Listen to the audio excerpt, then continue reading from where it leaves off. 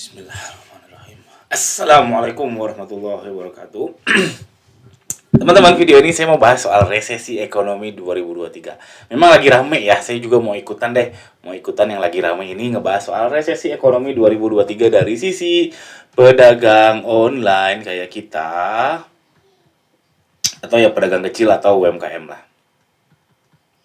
Ini pendapat saya soal resesi ekonomi 2023. Mudah-mudahan teman-teman dapat dapat insight yang berguna, atau mungkin setidaknya nambah hasanah pengetahuan aja, insya Allah. Oke, pendapat saya ini soal isu makroekonomi ya teman-teman. Apa itu makroekonomi? Makroekonomi itu membahas suatu ekonomi dari sudut yang besar ya, sesuai namanya ya, dari sudut pandang yang super besar, global, dolar, negara dan sebagainya. Bukan berarti pabrik. Nah, kalau pabrik, kita ngebahas soal pabrik itu tetap mikroekonomi, karena kita ngebahas meskipun pabriknya besar seluruh Indonesia, kalau kita bahasnya soal produksinya gimana, manpowernya gimana, outputnya gimana, itu mikroekonomi. Tapi kalau makroekonomi itu kayak komoditi. Wah, silakan teman-teman googling aja sendiri. Yang jelas soal resesi ini adalah isunya isu makroekonomi. Saya katakan, bagi pedagang kecil ya, pedagang kecil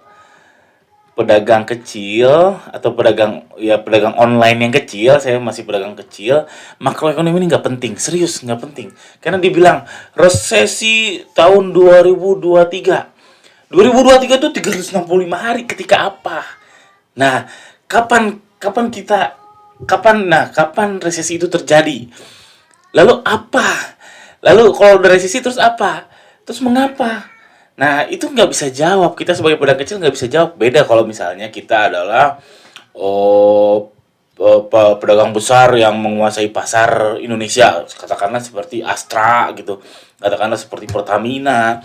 Katakanlah seperti atau pemerintah, politisi dan lain sebagainya. Itu pasti penting soal ngebahas makroekonomi. Tapi buat kita pedagang kecil itu nggak penting. Serius, karena kita nggak tahu.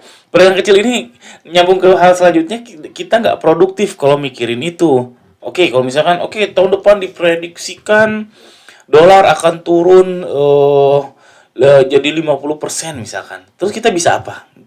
Apakah kita bisa nahan dolarnya jangan turun? Nggak bisa. Kita bukan politisi, kita bukan raja, kita bukan pemilik pemilik Astra, kita bukan pemilik Pertamina, kita bukan pemilik Telkomsel, kita nggak bisa apa-apa, jadinya nggak produktif.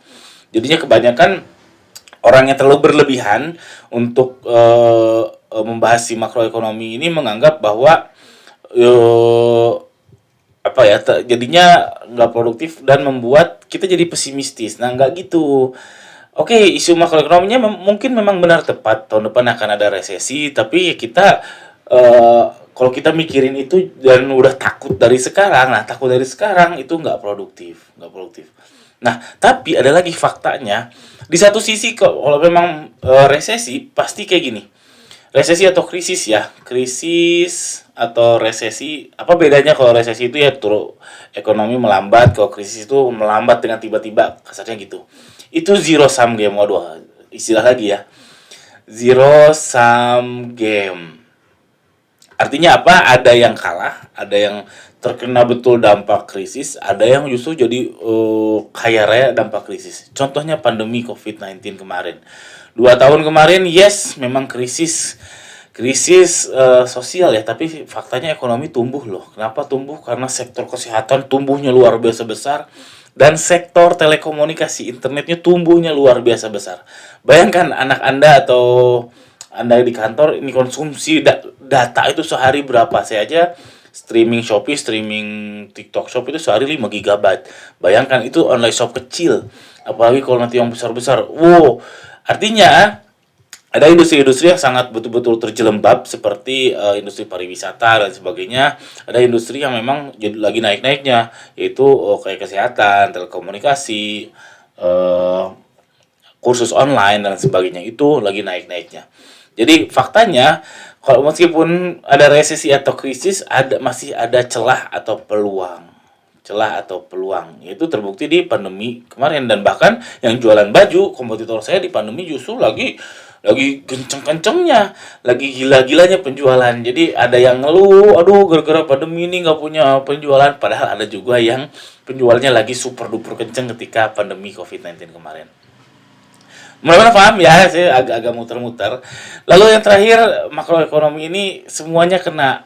Jadi kalau isu makroekonomi, kalau memang kejadian semua kena. Jadi tenang aja, saya kena, Anda kena, tetangga Anda kena, Pak Lurah kena, Pak Gubernur kena. Jadi tenang, insya Allah kita percaya aja sama negarawan-negarawan kita, politisi-politisi kita, apa yang akan mereka lakukan. Jadi makroekonomi nggak usah dianggap serius banget isu makroekonomi, karena itu nggak penting, karena kita nggak nggak tahu kapan itu terjadi dan kita nggak produktif kalau kita mikirin itu, karena kita nggak bisa ngapa-ngapain untuk menangkal si isu makroekonomi ini. Dan yang terakhir, tenang, semuanya kena.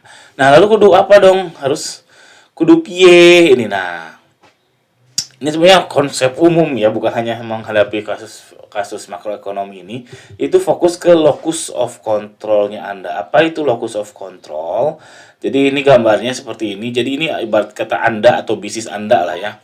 Locus of control itu adalah lingkaran yang kecil ini, alias hal-hal yang bisa Anda gerakan dengan tangan Anda sendiri. Di luar itu bukan locus of control, di luar itu adalah eksternal. Eksternal. Eksternal, dan ini Anda tidak bisa rubah secara langsung. Bisa Anda rubah, tapi pelan-pelan, dan tentunya harus merubah yang lingkaran dalam ini, baru merubah yang eksternal. Jadi kita harus fokus ke locus of control ini atau lingkaran pengaruh kita. Karena kalau kita mikirnya langsung keluar ke sini, nggak produktif.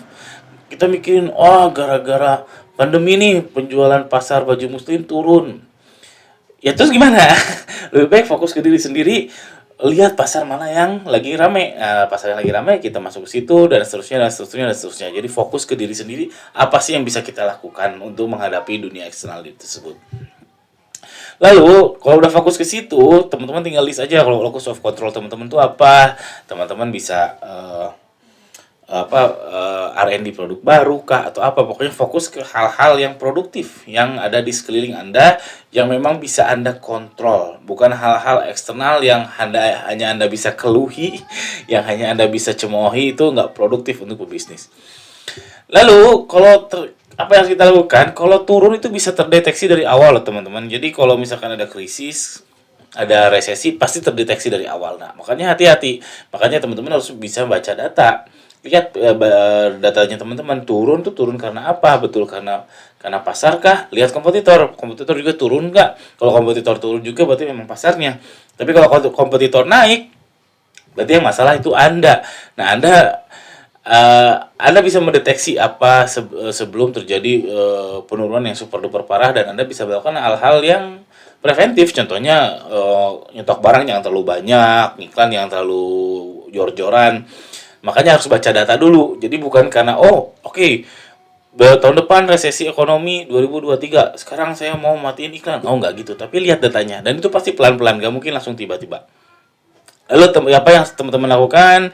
Kudu piye teman-teman diversifikasi, coba diversifikasi bisnisnya.